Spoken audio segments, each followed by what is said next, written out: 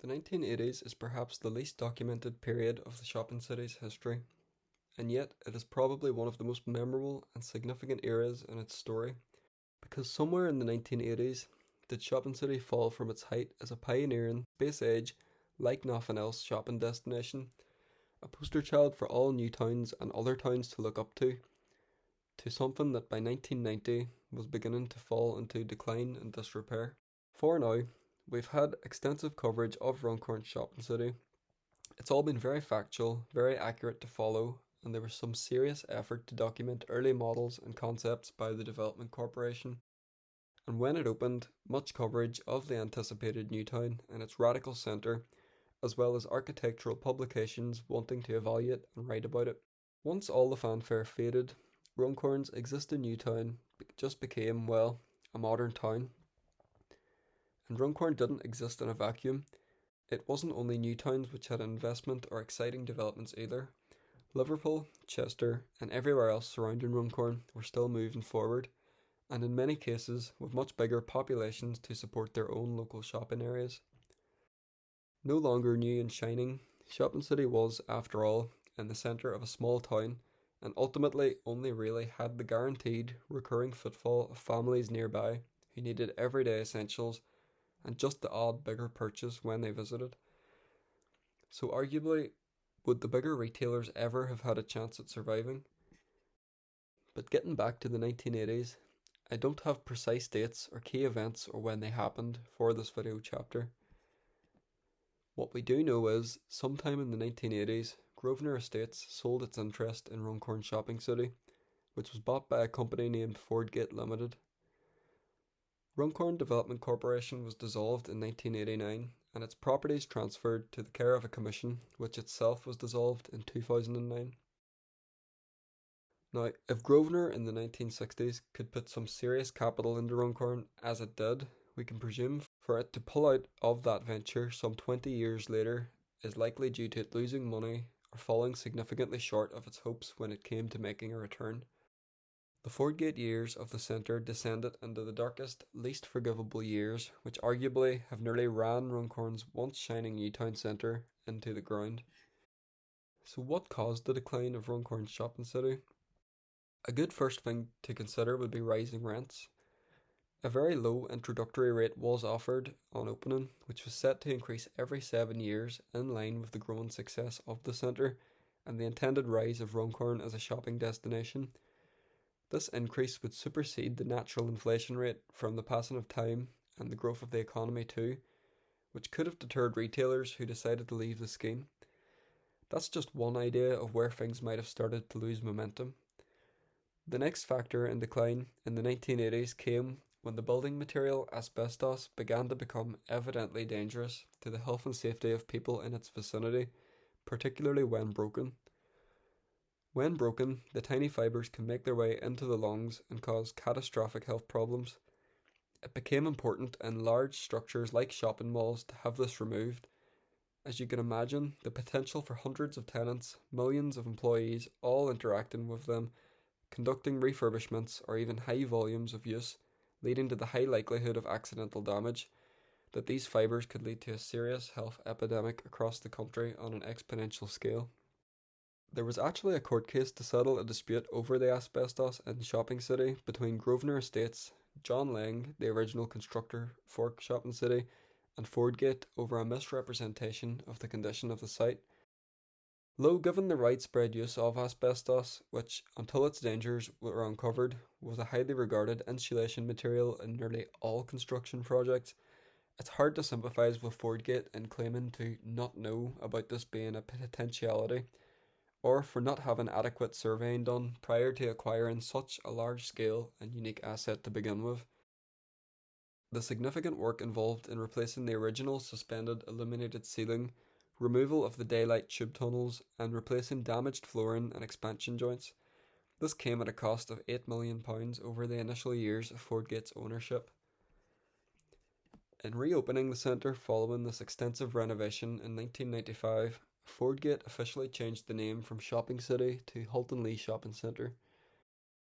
Halton Lea is actually the name of the area south of Halton Castle, the valley site that the shopping city was built on.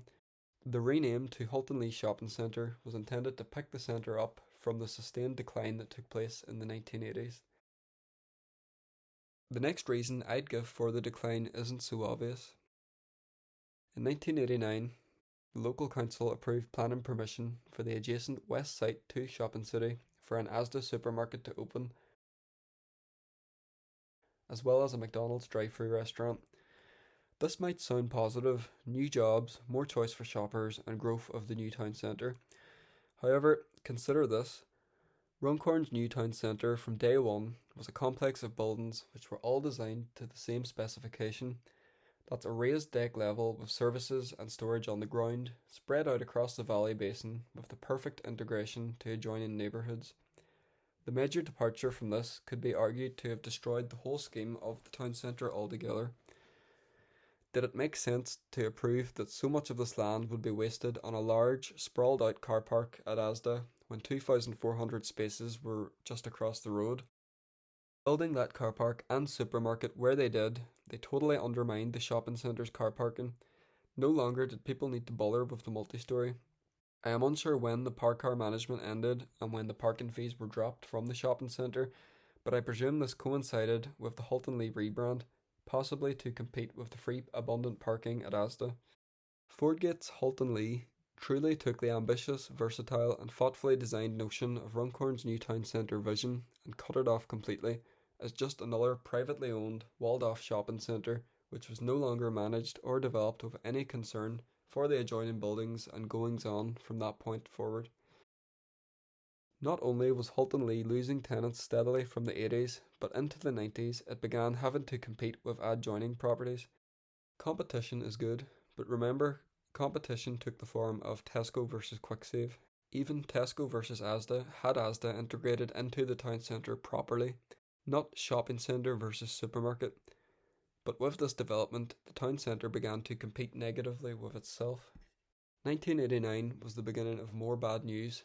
This time, Fordgate itself, although still signed off and approved by the same short-sighted local council operators at the time, as they constructed the Trident retail park at a cost of £20 million.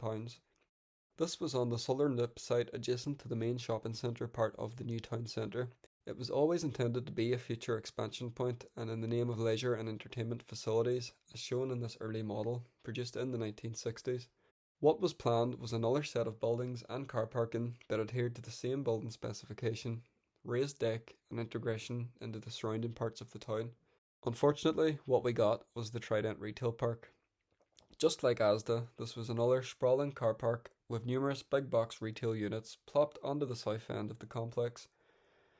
Not only did Asda or the Trident retail park fail to be built to suitable specifications to truly enhance and expand the new town centre, but one of the worst pieces of architecture, in my view, in the country could be considered as what is actually called the Link Building.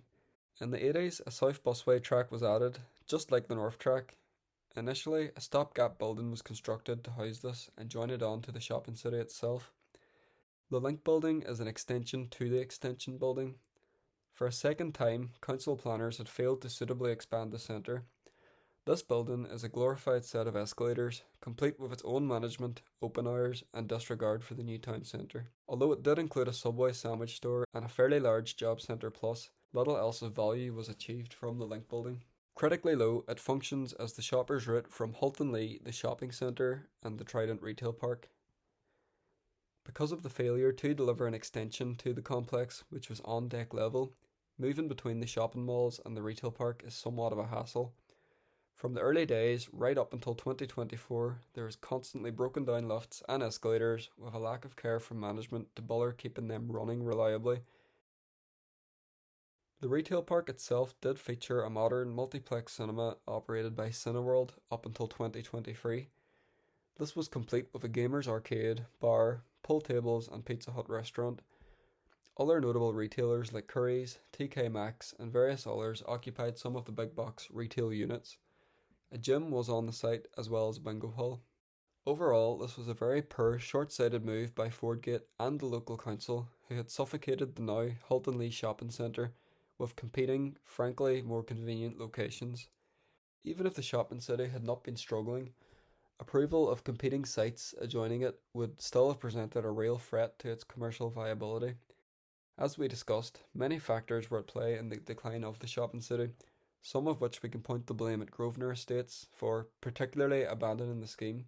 Perhaps they were the only party still left who could have appropriately sorted out the issues of the complex, but instead chose to allow the decline and then abandoned it with the sale to Fordgate. In my opinion, Fordgate and the council at the time are to blame for every subsequent chapter in the decline of Runcorn's new town centre from this point on. There are also some less finger pointing reasons why these decisions were made. In the 1960s, it was an innovative thing to design and build a structure like Shopping City.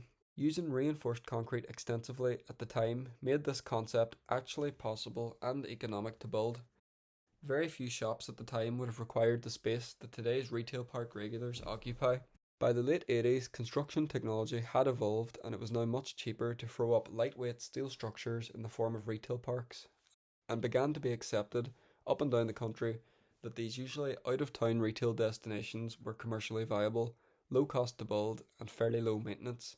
Compared with the remaining Halton Lea, which had only proven to be extremely expensive to maintain and modify after the asbestos removal, and had its own issues that clearly private owners and management did not feel worthy of bothering to find solutions to.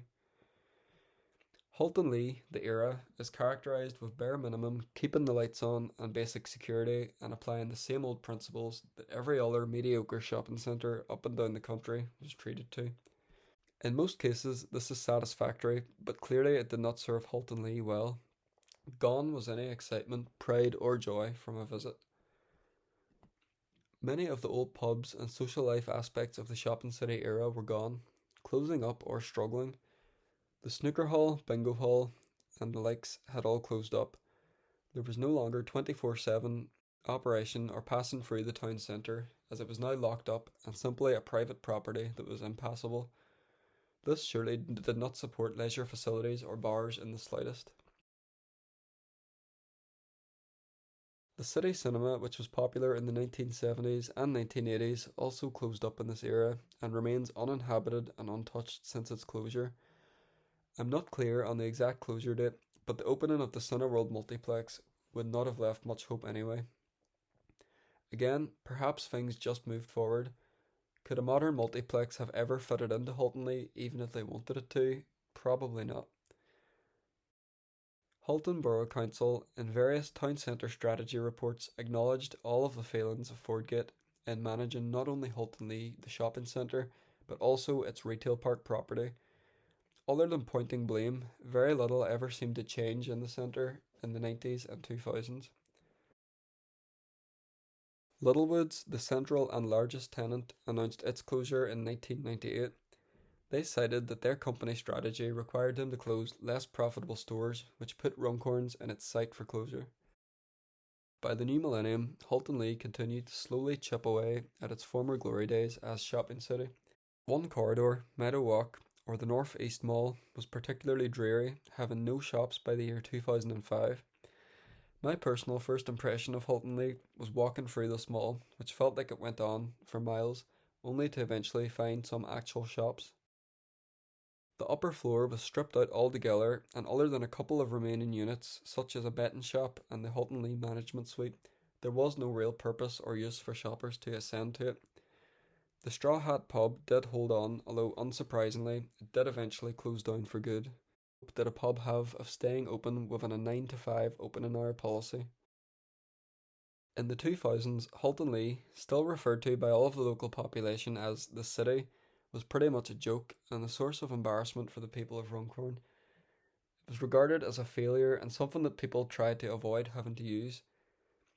Nobody liked the dirty, decaying, and dull multi-storey car parks or walking down the bland, empty corridors along empty shop after empty shop unit.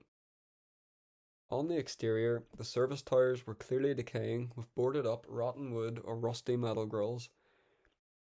The paint on the multi-storey car park passages was all faded, rust from ironwork and stained down walls and support columns. And the once dazzling white tile finish had huge sections missing altogether. Such a poor job of trying to seal in the edges of missing tiles was apparent, and every time a pedestrian walked in and out of the centre, it was obvious. Needless to say, this was not a safe and comfortable feeling place that people wanted to be. Many of the entrances were boarded up and permanently sealed shut where the former toilets on the car parks were. The car parking at Halton Lea was no longer attended to, and iron bars were fitted to keep people locked out outside of opening hours. Halton Lea truly was no town centre. It lacked community, and outside the surviving shops, gone was all entertainment, social amenities, or leisure, unless you included betting shops. Tenants would come and go over the 2000s. In the mid 2000s, Wilkinson or Wilco moved in, occupying the entire northeast corridor and replacing the Meadow Walk Mall. The original post office would close and move inside WHS Smith. Woolworths closed for good in 2008 when the company went under, another big blow. In 2009, Halton Lea Shopping Centre was placed into receivership. For the justice of capitalism and the free economy, the utter failure of Fordgate would be coming to an end. Savills were appointed as the receivers and maintained the everyday running of the centre. In 2010, Savills confirmed that the centre was put out in the market with a guide value price of £27.8 million. In 2011, it was purchased out of receivership by F&C REIT Asset Management for £29.1 million. Unfortunately, for reasons unknown, Fordgate retained ownership of the Meadow car park, who would continue to neglect it of even the most basic of maintenance and investment. The entire complex was covered in a large net around this time because of the problematic falling off of the exterior tiling, particularly over the entrances and walkways, which posed a risk to people and property passing through. This did nothing to help the image of the centre. In late 2012, I was very privileged to have the permission to explore some of the closed off and long defunct areas of Halton Lea. The photo quality isn't great, but some pictures give an insight into the huge vacant space that was left behind but still exists. I was able to get a look at some of the colossal services and how they were configured, an insanely powerful sprinkler system, the extensive air conditioning setup in most of the service tower heads, most of which hadn't even been used since the 70s, and inside some of the service tower stairwells and plant rooms so key to its design. The old bingo hall was particularly liminal feeling.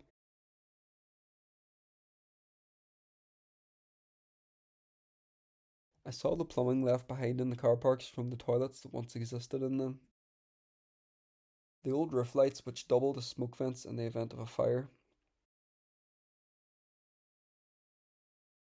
Much of the original switchboard controlling square after square of equipment and electricity all remains, but sits defunct because of advancements in technology, all now being controlled from one central panel. It was a shame to find many of the disused units storage space filled with junk. The old diagrams and schematics detailing fire zones were interesting as they denoted some of the old stories and changes over the years. The old Littlewoods unit still existed off the town square. The old post office unit also sat largely intact, was also being used by construction workers on site at the time. I learnt that some of the service tower stubs had been removed because of leaking. I was shown the join between the link building and the centre, which are totally separate structures.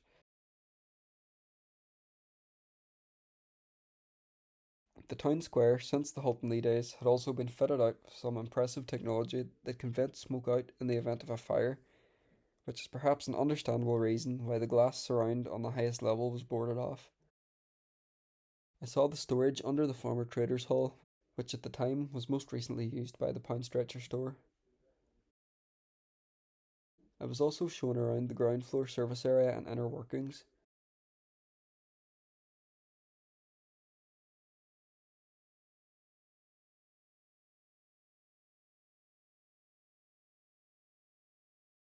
The roofscape was surreal to see so up close.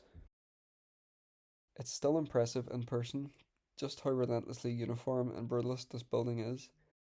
It was a fascinating look at some hidden away details of the building and a true shame to see how it was holding up in 2012.